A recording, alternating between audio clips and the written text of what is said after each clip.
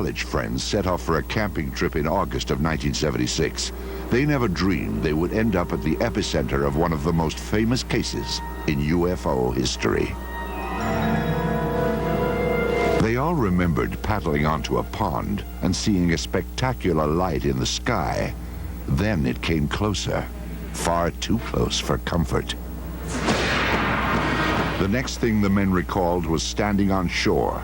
Only later would they suspect that something more sinister had taken place. Regression hypnosis revealed that the four friends had apparently endured a horrific episode known as an alien abduction. It began with the menacing approach of a UFO. One of the things I remembered very clearly was Jack saying that it's gaining on us. And I remember suddenly being enveloped in this tube of light. And I remembered looking up, and I was thinking about what the heck is that up there? You know, like what's up there? And that took a few seconds, and then I looked back again, and Chuck Rack's gone.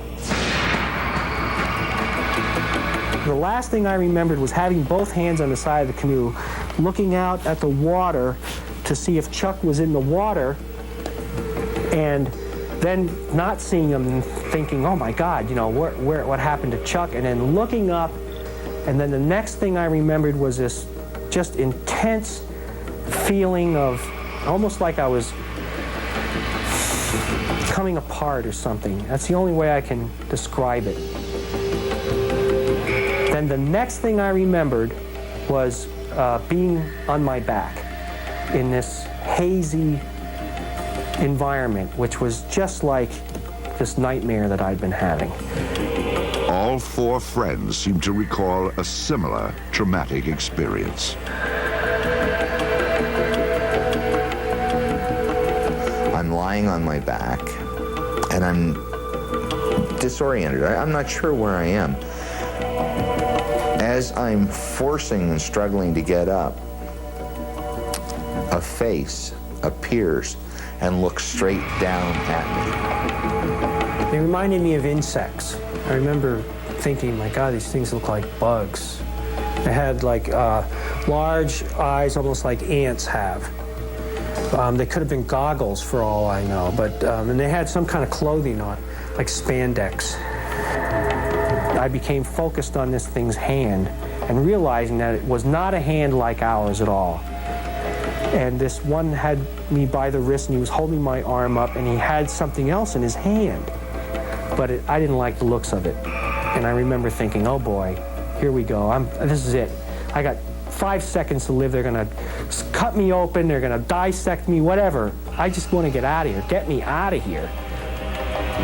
It would take hours under hypnosis before the four men fully detailed the alien examinations. Later, they recalled the peculiar events that brought them back down to Earth.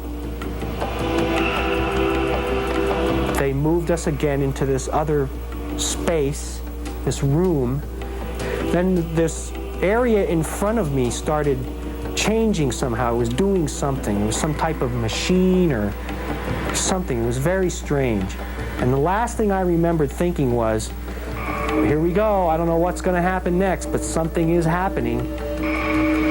Under regressive hypnosis, I remember the aliens trying to put me in the canoe.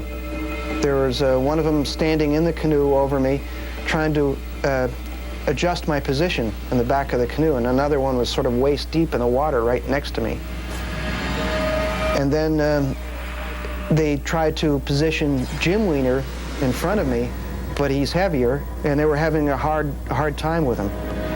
And then the other two were beamed right on land, and then Jim got out to join them. As their recollections took shape, the four men learned why their roaring campfire had seemed to burn out so quickly. To those who investigate abduction cases, it's known as missing time.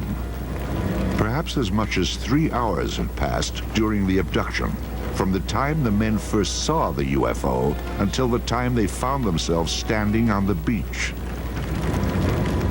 Meanwhile, their fire had burned down to embers. Hypnosis had restored their recollections of the missing time with unsparing intensity.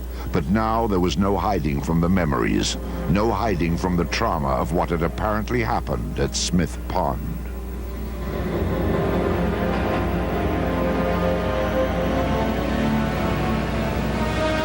I mean, every time I had one of these experiences, I would rationalize it as a dream so I could cope with it and say, well, what the heck is really going on here? Is it related to my seizure disorder? Is it, something I'm eating? Do I have a brain tumor?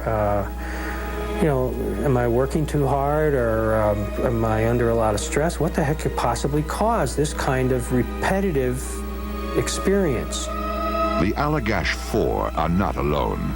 Their story is remarkably similar to the accounts of thousands of other ordinary people who face the nightmarish certainty that they have been in the hands of aliens. Still, despite all the convincing testimony, the subject of alien abductions is the source of bitter controversy.